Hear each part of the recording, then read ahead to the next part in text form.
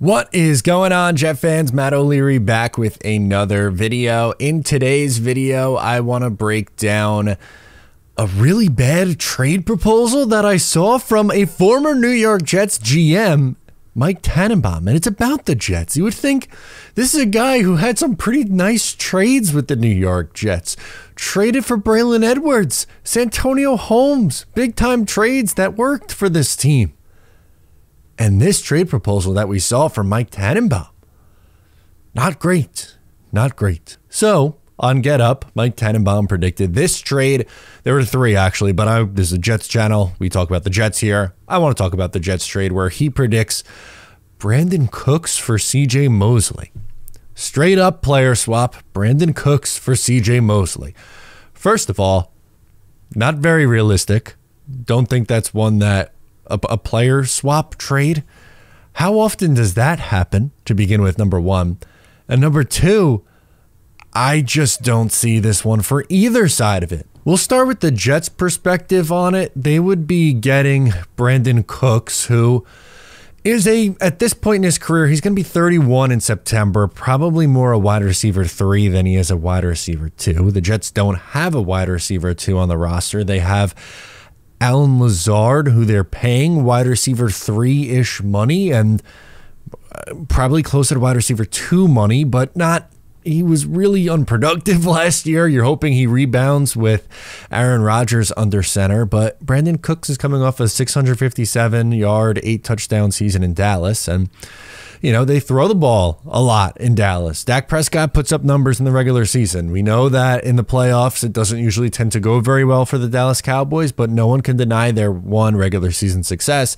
And then number two, you know, their offense. They always have a pretty good offense, and Brandon Cooks didn't really put up that great numbers. And Cooks' numbers were down his final year in Houston, also had around 600 receiving yards, so he hasn't been that same guy in a couple of years.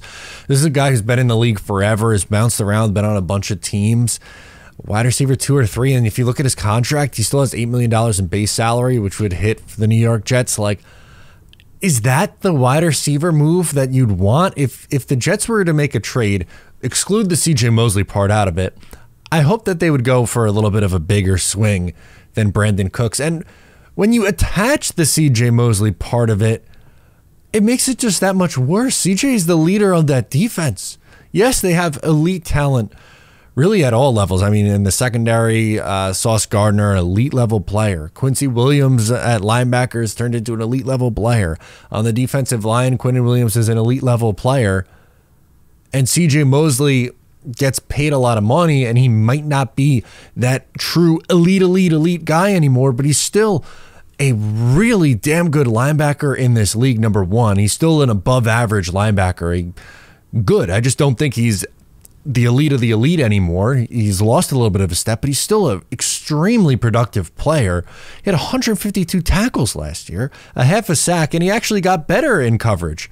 He had his first couple of years with the Jets, he struggled a little bit in coverage, but I thought he was good. At times, if he converted on some interceptions, it would have been even better. But there's no way the Jets are trading away CJ Mosley. And why would the Dallas Cowboys take on his money? It's just, I don't see this one for either side. And I get it, like maybe the logic and the slim part of the logic of the Jets clearing out that cap space because Mosley has a big cap number and their need of a wide receiver, like that's where the line really stops. But they're not in a position where they could be moving on from one of their, like, if you're truly going for it, that's why I've talked so much about Bryce Huff and why it's important for the Jets to retain him this year. If you're really truly going for it, then they need to have this unit complete. They need to have an elite defense, elite special teams, which is what they had the last couple of years. They just need to have that offense take that next step. And you say, well, can't you take that money and then use it for offense, which this is doing? But number one, it doesn't have to be that way. You don't have to, steal from your defense to get the offense up to speed. And if you are doing that, which again, I don't agree with, I would sure as hell hope that it would be for someone more quality than Brandon Cooks. This isn't 2019 anymore. If this was 4 or 5 years ago, Brandon Cooks, it's a different conversation. It's not a great conversation, but there's so many better ways for the Jets to go about it. And on the trade market, like I know Brandon Ayuk is probably unrealistic. Courtland Sutton doesn't feel unrealistic. That's one that I think is a little bit more likely.